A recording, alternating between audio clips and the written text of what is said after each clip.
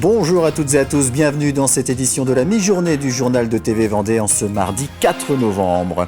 Et en débutant s'intéressant à la situation des radios locales associatives. Depuis plus de 40 ans, elles sont accompagnées financièrement par le FSER, le Fonds de soutien à l'expression radiophonique locale. Plus de 770 stations en bénéficient partout en France, ce qui représente près de 3000 emplois. Mais ce modèle est aujourd'hui fragilisé. L'enveloppe attribuée au FSER pourrait être amputée de 44% dans le budget 2026 de l'État. Et cela inquiète bien évidemment les radios en activité en Vendée. Reportage Florian Bosniak. Graffiti, Neptune FM, Novma Radio ou encore RCF, les radios associatives de Vendée tirent la sonnette d'alarme. Avec l'annonce d'une baisse de l'enveloppe du FSER de 44%, c'est toute une économie et des emplois qui sont menacés. Aujourd'hui, si on veut parler chiffres, Graffiti, c'est un budget annuel de 165 000 euros. L'aide du FSER, c'est à peu près 60 000 euros. Donc 44%, on va être aux alentours de 27 000, 28 000 euros. En gros, c'est un emploi, voire plus, qui risquent de s'arrêter. Chez Neptune FM, radio quadragénaire de l'Île-Dieu, la baisse de budget laisse même présager le pire pour cette radio ancrée dans son territoire. Si on peut garder au moins un emploi, pour faire tenir techniquement la radio et que ça roule et que les bénévoles puissent continuer à venir faire leurs émissions, peut-être essayer d'en trouver des nouveaux, qui pourraient s'investir un peu plus dans la vie locale et tout ça. On va essayer. Après, si on peut plus garder d'emploi, ça va être très compliqué. Je pense que la radio va s'arrêter de toute façon. Alors pour éviter ces tracas financiers, Novma Radio a elle choisi de miser sur le soutien des acteurs locaux. En fait, on est allé les voir, Franco, avec une jolie plaquette à la main, en leur expliquant à la fois aussi nos difficultés, mais aussi nos ambitions de vouloir grandir. On est quand même sur un territoire riche en entreprises et aussi en industrie. Donc les messages, je pense, sont bien passés. Ils ont bien compris aussi que d'un côté, on avait le bénévolat qui était là, de l'autre, qu'on avait quand même des programmes aussi de qualité qui étaient écoutés. On leur tend le micro quand même assez régulièrement. Donc du coup, on est allé, on a proposé des contreparties, puisque quand on a du mécénat, il y a aussi des contreparties, et du coup ça matchait et on a beaucoup d'entreprises qui nous ont rejoints et des nouvelles encore qui reviennent et qui arrivent de plus en plus.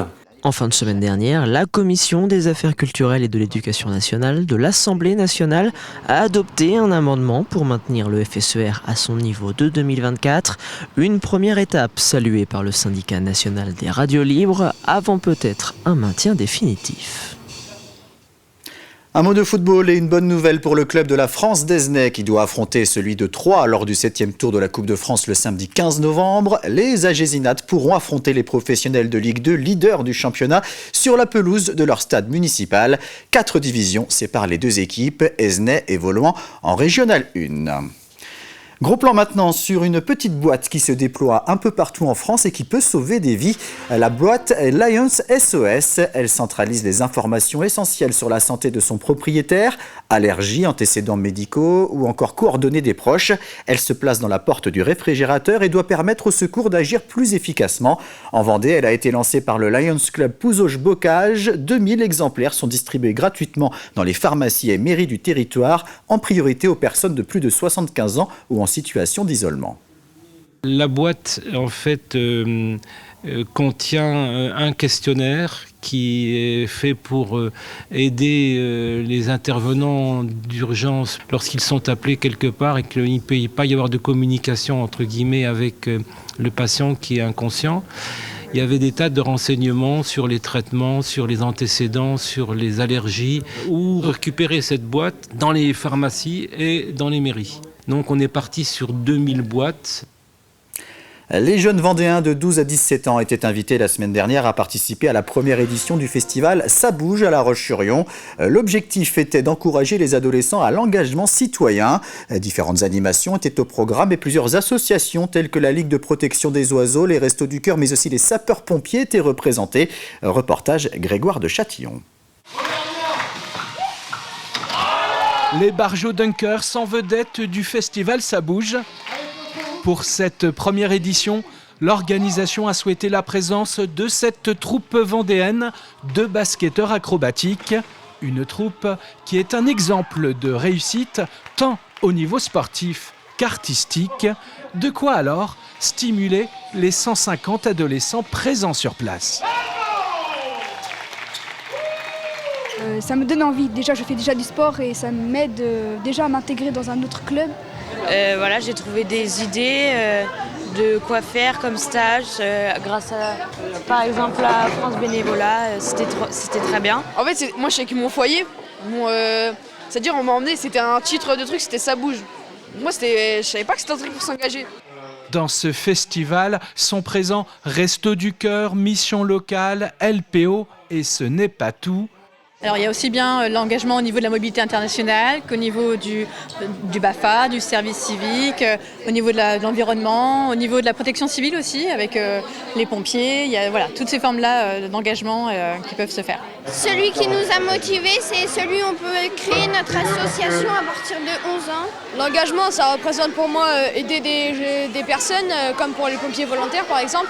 Ils s'engagent pour aider, pour sauver des vies. Pour moi, ça représente de se mettre, de s'associer avec des gens pour aider d'autres personnes dans le besoin, qui auraient besoin d'aide. On peut aussi créer des choses. Moi, je trouve en vrai c'est bien, ça va.